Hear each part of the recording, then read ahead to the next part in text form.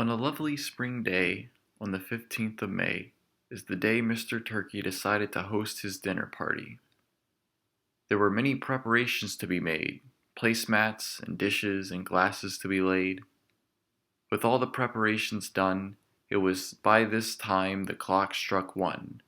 Now it was time to wait for the guests to come. Mr. Mouse was the first to arrive. He held up a large plate scarcely heavier than his own weight. Upon it was the sampler course, cubes of cheese. As Mr. Turkey lifted the plate, the small fellow was at ease. "Why, thank you, Mr. Turkey. What a fine evening it is!" "Indeed," replied Mr. Turkey. Mr. Squirrel was the next to arrive. In a wicker basket, he carried sandwiches with hazelnut spread. He hurriedly hopped towards the table and said, "Good evening, good evening. What a lovely day. I'd love a cube of cheese if I may."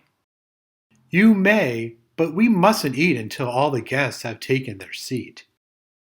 As Mr. Turkey had said this, Miss Rabbit arrived, the sweet lady giving Mr. Turkey a kiss.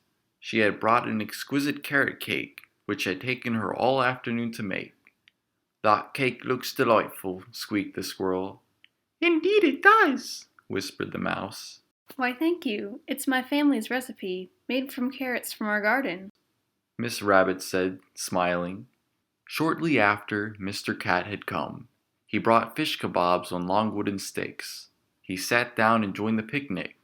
"Good evening, everyone," Mr. Cat meowed, already filling his plate with food, earning him a look which was rude. He looked up, the others giving him a stare, the cat not seeming to care.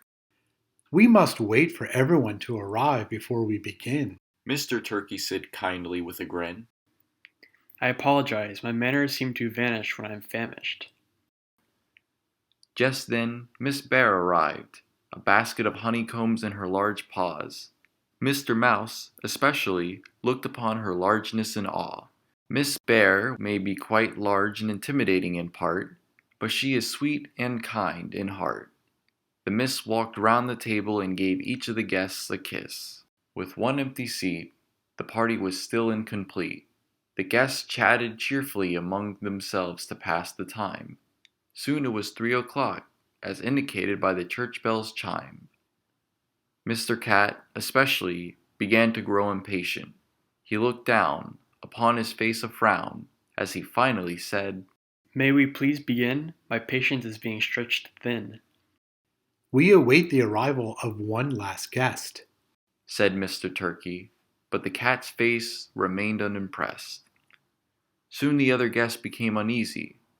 Mr. Squirrel squeaked and squirmed and sighed. Mr. Mouse yawned wide. Miss Rabbit looked unsatisfied. "I'm getting quite hungry, I must confide," said Miss Bear. Mr. Turkey advised that everyone be patient and wait. The guests looked longingly at their plates. The time passed and passed.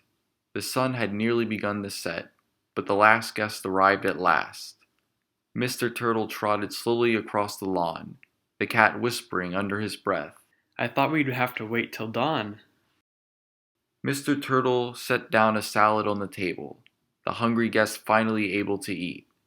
Everyone's face now expressed a warm smile, having nearly forgotten they had to wait a while. They all filled their plates with food, everyone now in a cheerful mood.